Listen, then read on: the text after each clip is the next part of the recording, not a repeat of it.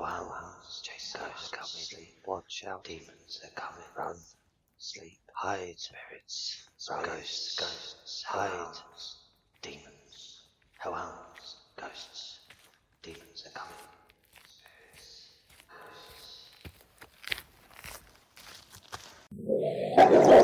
Hello, my little hellhounds. Welcome to Home of Scares. If you like the chills running down your spine and to be scared, fueled with anxiety, then join us twice a week on Tuesdays and Thursdays. And don't forget to increase your anxiety levels. Just make sure you subscribe. Sleep tight, my hellhounds.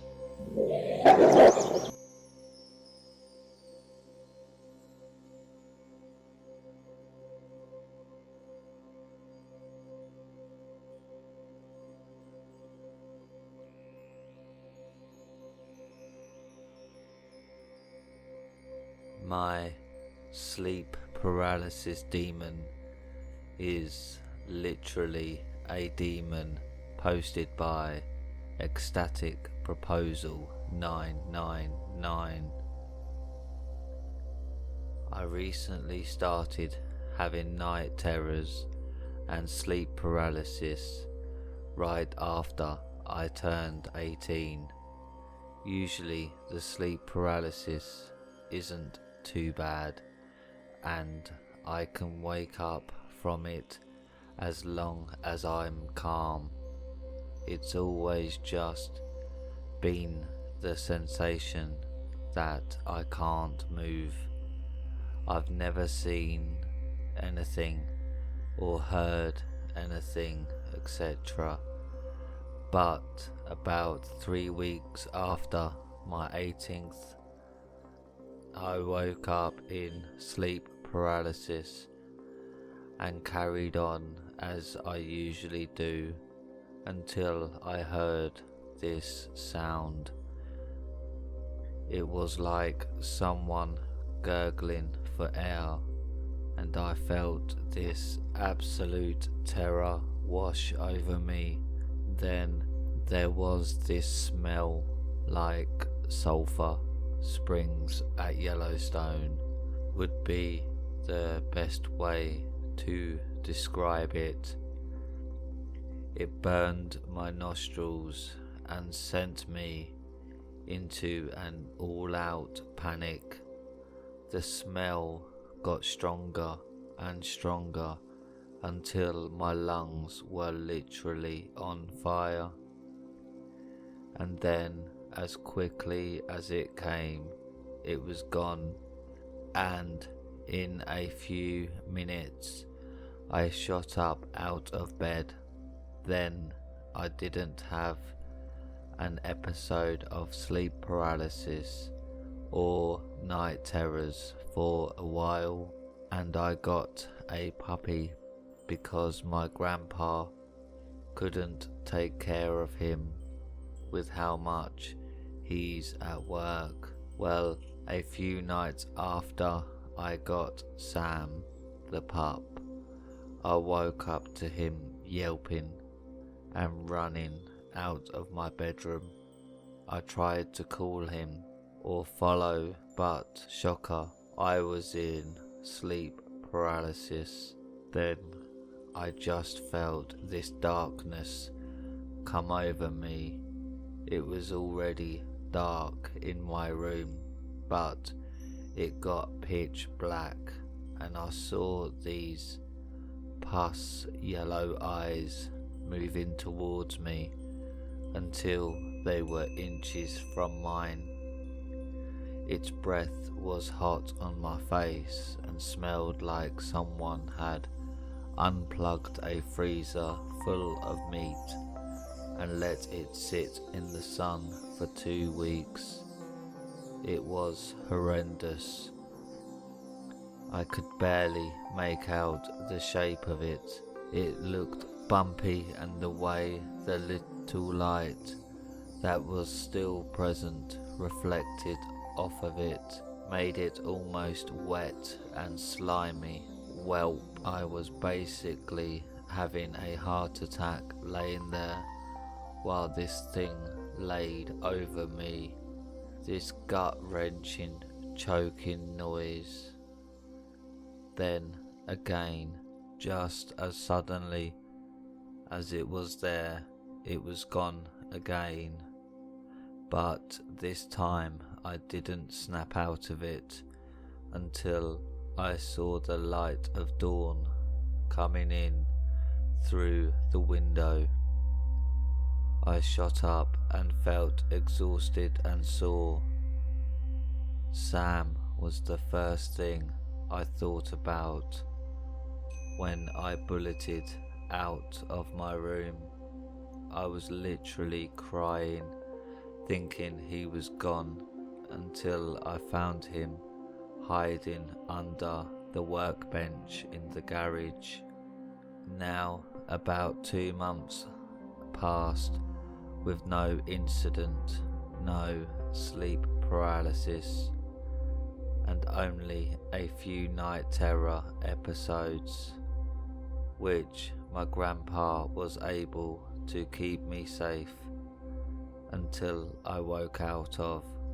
The pup had grown and grew very protective over me, doesn't like other people touching me for too long, and doesn't like other dogs near me at all. Well, one night I was certain I was going insane. The dog was laying next to me and just started growling viciously, which I had never seen him be this upset. He was staring off into this corner and snarling, and then following something to the hallway entrance. Well, like the dumbass white girl I am, I stood up and went to investigate. I flipped lights off, searched every room until I got to the bathroom. My dog was whimpering and going off as I debated whether to open the door or not. This primal terror came over me, so I didn't open the door and just grabbed my dog and left for a walk. The whole time I was uneasy, like someone was watching me, and my dog kept pausing and looking behind us before catching back up to me. We had probably been gone an hour before my legs got tired, and I could tell Sam wanted water, so we circled back around, me still trying to avoid going home to the long way just for the extra 5 minutes. My head thudded as I looked through the house windows while we were approaching and saw all the lights were still on and someone was moving around in the living room. Not normally just walking around, but lurching. I can't even describe it, but it made my stomach knot a bit. I thought it was my grandpa and was slightly relieved until I realized his truck wasn't home. The thing's movement became even more erratic, looking like a rag doll, like it wasn't even touching the ground at times. Doing the smartest thing I've ever done, I phoned the police. It took about 10 minutes for them to arrive. As soon as they pulled up, the thing moved out of sight. The dog and I sat there terrified as I saw them search the house. After only a few minutes, they came out saying everything was clear and they hadn't seen anything that might look out of place. I thanked them and they said they would put an extra patrol around the neighborhood that night. Once they left, I hesitated. I did not want to go in there by myself again, so I sat on the curb waiting for my grandpa to get home. Of course, he laughed at me for calling the cops and told me I had probably just imagined it, as he had lived in that house for almost a decade and never seen anything out of the ordinary. I went to sleep on the couch that night feeling embarrassed that I had been so afraid of nothing. I didn't get that much sleep and I left the lights on, chastised in the morning when my grandpa woke up. He left for work at about 10 in the morning and I had the TV on full blast to distract me from anything. I avoided looking at the shadowy corners in the room, even though I could see movement in them out of the corner of my eye. But other than that, the day was uneventful. No strange occurrences whatsoever. I went to sleep that night in my own room and was very angry at myself when I woke up in sleep paralysis. But I didn't have much time to berate myself as the creature appeared out of the shadows in my room. I caught a better glimpse of it now. It was thin and had long, bony arms and legs. It looked like tar covered its whole body, and its eyes were bright, disgusting yellow. It had no nose and a long smile, a crooked smile that cut up through its whole face. Its fingers were long and dagger-like, and as it moved towards me, it let out this terrible noise. I felt my bed sink as it climbed up towards me. It moved with jerking actions. I could hear my dog going off in the background. Suddenly, pain shot through my whole body as its weird noise grew louder. The only thing I could think to do was pray. I'm not a particularly religious person.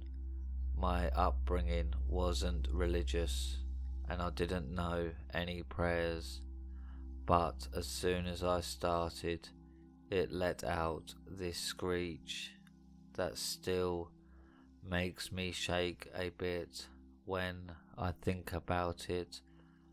Before it retreated away, after a few minutes I could move again. Not that I wanted to. I was so exhausted. It felt like it was a chore to lift myself up.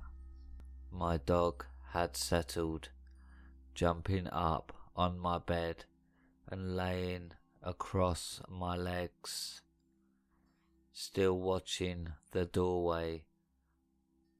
I've experienced a few more incidents where I felt it was the sleep paralysis demon trying to get at me, but it's mostly gone away and I never stay home alone anymore, always leaving early in the morning to go to my sister's and come back when my grandpa gets home. I can't find a way to tell my grandpa. I think the house needs to be blessed or something without him laughing at me or thinking I'm crazy.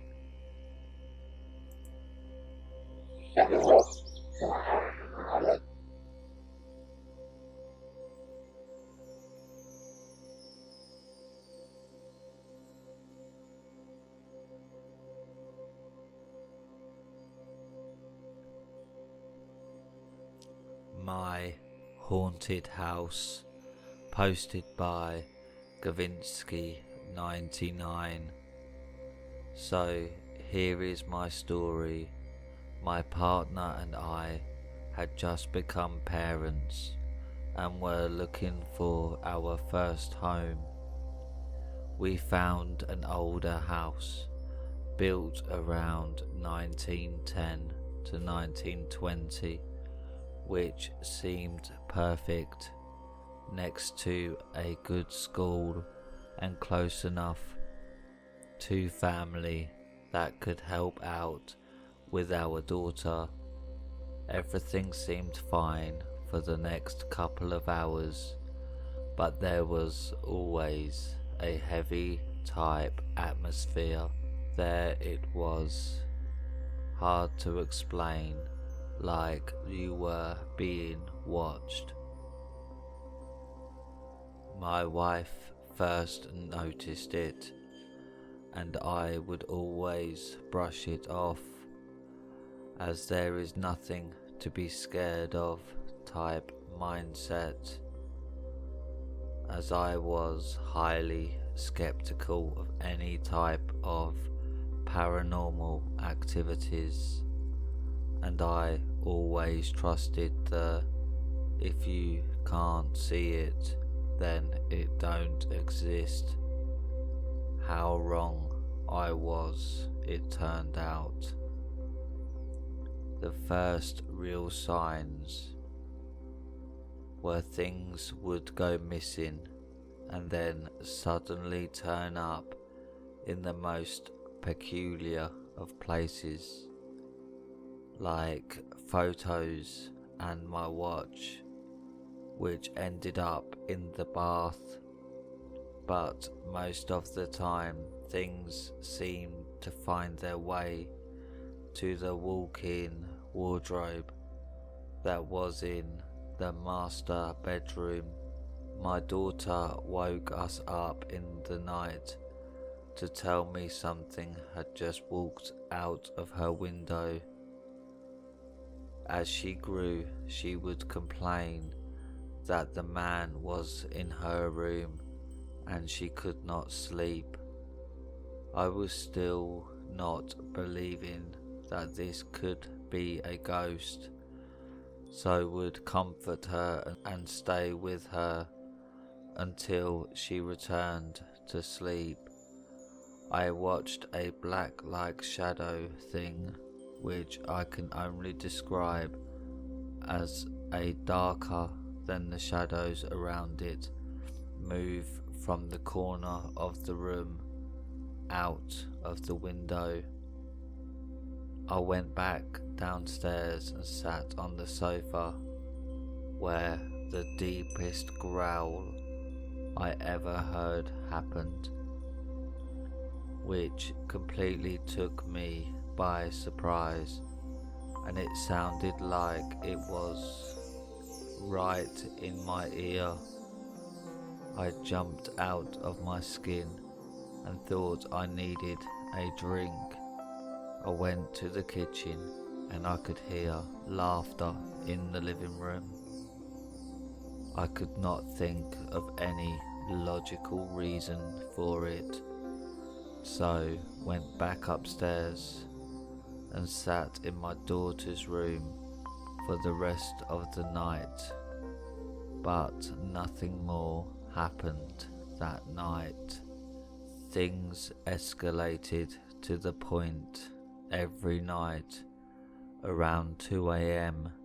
you would hear walking up and down the stairs, so loud that we nicknamed whatever it was Mr. Boots. When my daughter was around 10, we would get massive bangs in the middle of the night, so loud when it first started. I honestly thought we were being burgled. I would run down the stairs, only to find nothing, not a thing out of place. I had the plumbing checked and the electricals, but all was good. Then one night I fell asleep downstairs and a inflatable hammer flew at the TV, instantly waking me with the noise. It had a squeaker in it.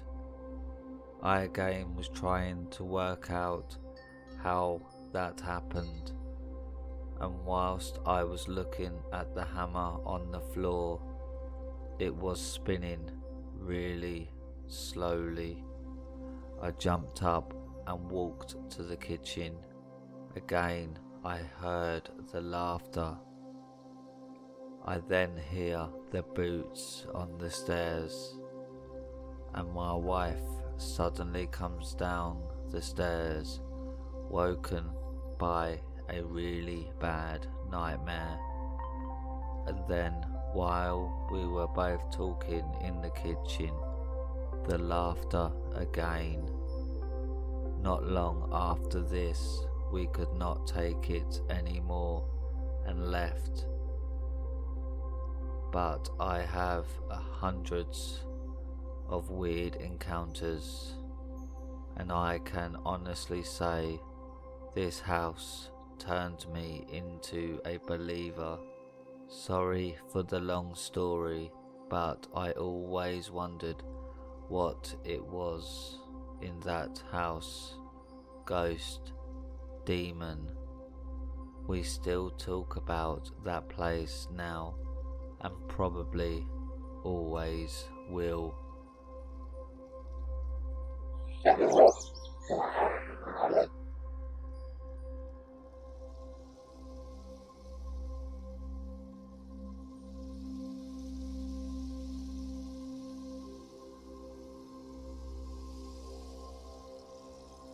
There's a room in my old house with no door.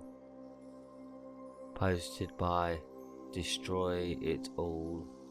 Back in 2017, I crashed at my parents' house between apartments with my little sister Alex, not by blood, but you get it. The weeks leading up to the few days that made me fear an entire house should have been a clear indicator that something wasn't right. I'm a pretty small woman, and at the time I was 26, Alex being 20 at the time. One day I was watching Game of Thrones in bed when I heard my music box go off. You know, those old ones built real crappy that have a metal clasp. Mine was torn up and withered after having it for 10 years, and it needed a solid crank to get the hole that once housed Tinkerbell to spin and sing a song. But here's the thing, my music box was put in the attic with the majority of my younger years items in a clear pink tub with rubber grips on the side. Weird, right? I thought so too. I forgot to mention I have zero faith and zero belief in just about anything. I didn't think there were things that went bump in the night, and for sure never believed my mother when she said she saw a man at the bottom of our stairs every now and again. Looking back now, I believe her. Anyways, I walked out in the hallway and turned my head right to see into Alex's room. Nothing weird. I then pulled on the weird wooden hook dangling from the attic door to get the stairs pulled down. Once I was up there, I realised I didn't have my phone, so I just climbed to the top and into the attic in search of the light switch. Got it. Lights are on now. My pink box was there and undisturbed, with my music box visible from the side, completely shut, and the crank wasn't moving now. Weird, but alright.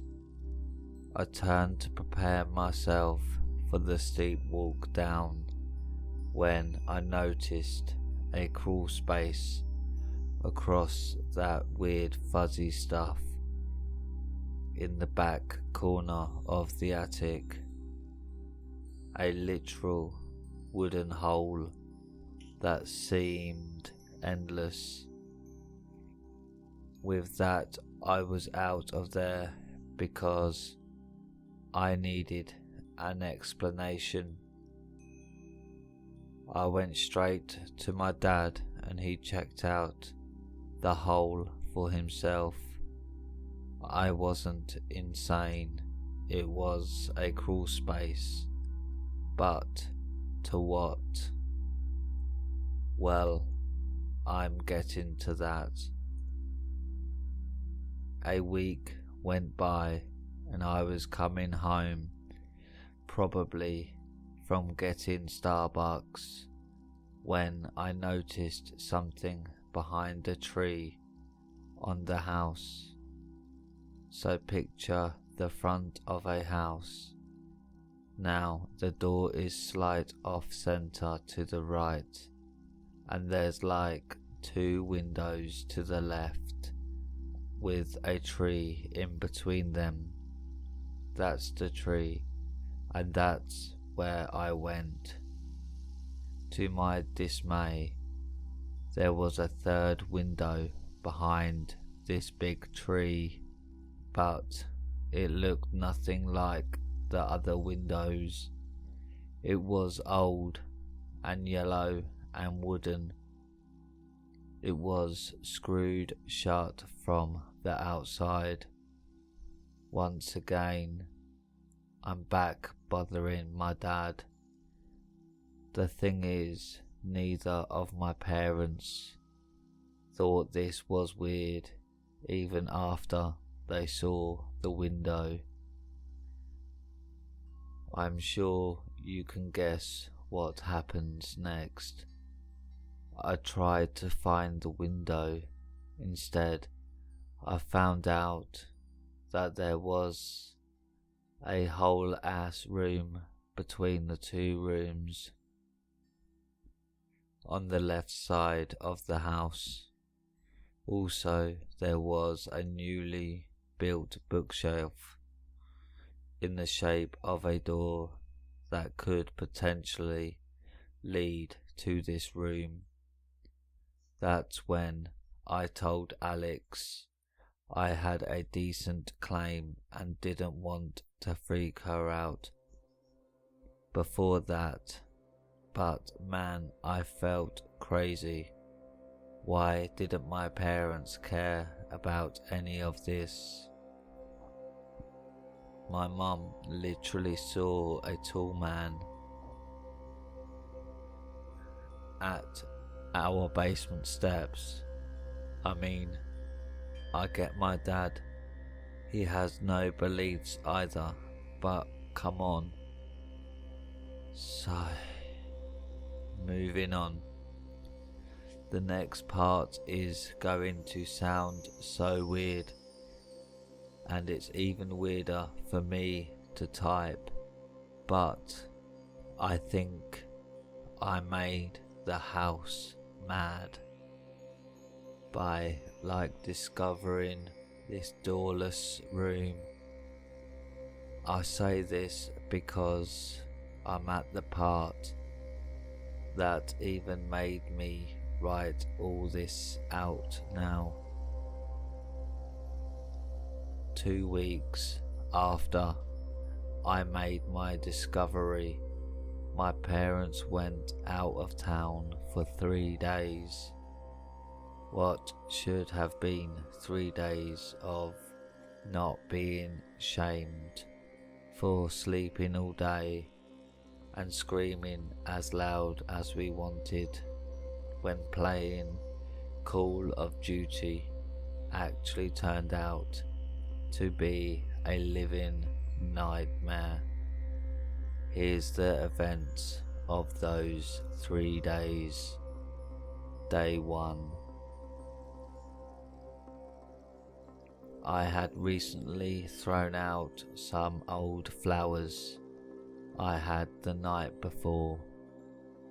This matters because the afternoon of day 1, I found a single one of those flowers on my doorstep. I showed Alex and then called my mum to make sure it wasn't a prank. It wasn't. After shrugging it off, we decided to listen to some music on my mother's Alexa and made some food in the kitchen. Now, if you have an Alexa, you know she can do tons of stuff and even has games.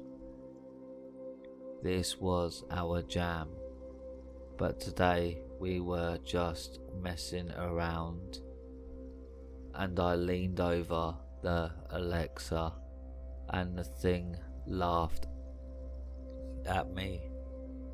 I'm not talking a ha ha funny laugh. I'm talking like a I know what you did last summer laugh. We both jumped back and collided into the chairs at the table behind us. After a moment of silence, I asked, "Did she just fucking laugh?" To which Alex replies, "Yup." I then walked over to the Alexa and command her to laugh again. I'm sorry, I don't know that feature.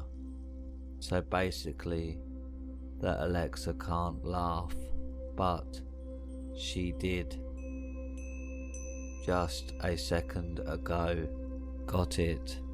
Back on the phone with my mom. She says it's a glitch and to let it go. Not even 10 minutes later, as we are trying to scavenge some food, this loud knocking on the inside of each cabinet starts up.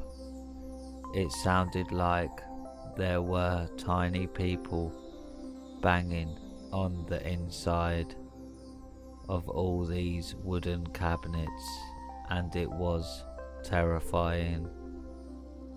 Once again we collide into the chairs further back than where we jumped the last time. I'm pretty sure Alex was using me as a body shield, and I was ready to pass out. I understand an Alexa messing with us, but what on earth could make every cabinet do that in unison? We rushed back upstairs and into my room with our 2 cats and slammed the door in a panic. I decide not to call my parents because at this point they probably think I'm messing with them. So, in an effort to chill out, we turn on some video games and try to relax until we pass out around midnight. I woke up at 2 a.m. to the sound of an old rotor phone ringing somewhere in the house. We don't have a landline, we have iPhones. Alex meets me right as I exit my room into the hallway. We are too scared to even walk out and reach for the light switch. We both back up into our rooms and shut the doors. Since we had a bathroom that connected the rooms, we discussed a game plan there. The plan was basically remove our cats' collars and place them on the doorknobs out to the hall because they have a little bell on them, and if something is coming for me, I'd like to see it at last. Knobs are secured and we fell back asleep. Day 2. I wake up and go to the edge of the stairs and see every single drawer in our kitchen open. I'm not joking, even the drawer with the heavy pots and pans in it. I usually blame my cat for cabinets and such, but with all this 18-pound strength, he couldn't open that bottom drawer. I interrogate Alex and she swears it isn't her.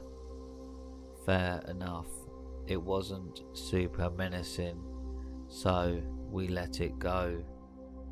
We tried to go back into the kitchen to eat at the table, but the knocking started up again and we couldn't eat. Sleeping was hard.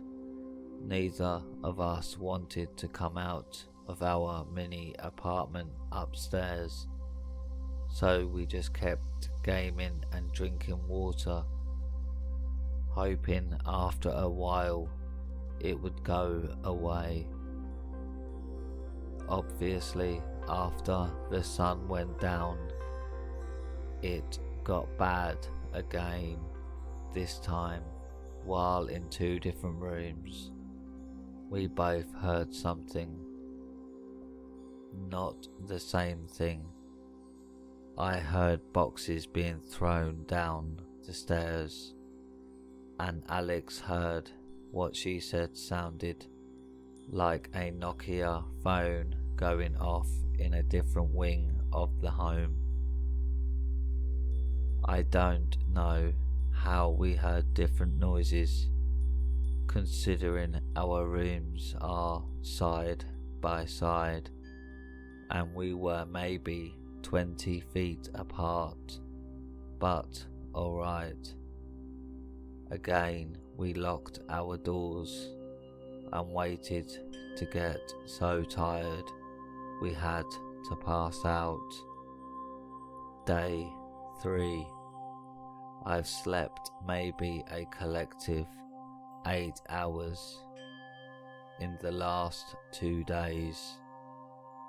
We were starving and wanted just one decent sized meal, so we ran out of the house and took off to Sonic. After returning home, we crept through the kitchen and sat at the table, hoping for the best. It's bright in the house and there was no knocking. What a relief, as I'm biting into my chicken sandwich. The garage door on the lower level of the house opens and slams loudly. Alex jumps out of her chair and I keep eating. She looks at me shocked and asks how I'm still eating when that just happened. I said, I really need food and there's nothing I can do about this. Then it opens again, slams again, and my brain goes to the darkest conclusion. There's someone in here with us. It makes sense. There's a room with no door. There's a crawl space. My mum saw a man. Drawers are open. A phone was ringing. I call the police and they ask us to sit outside. An hour goes by and nothing. So I call back and the woman then tells me that the house I fucking live in has been flagged. It's flagged because for years people have called the police claiming there was someone in the house with them, and every time the search turned up empty. I'm like crazy, tired, scared, laughing as I get off the phone and the police arrive. As you'd expect, it was empty. That night, our cats sat at our doors and growled. My cat was so sweet and tubby, so this shook my entire world. I just stared at the door too, preparing for whatever came next. Nothing did. I fell asleep and slept until about 10 a.m. My parents were home. Then I woke up and I told them everything, every detail. They didn't really believe me. Maybe my mom did, but it wasn't enough to merit a facial expression. When I was telling them that someone or something was taunting us for 3 days. We moved out 1 week after those 3 days. My parents also put the house up for sale shortly after that too. They won't admit it, but I think something happened to them. I think my dad saw the tall man, or my mum was terrorized while my dad was out of town. Something made them evacuate, just like we did.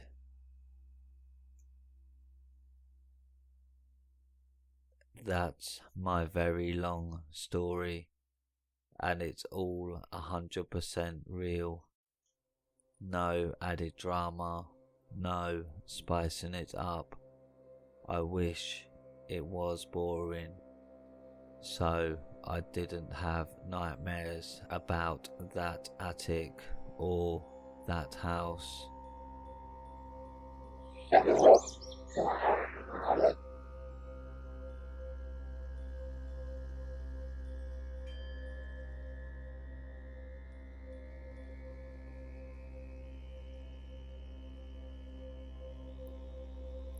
I believe the ghost of a suicide victim tried to get me to kill myself too. Posted by Either Difference 20.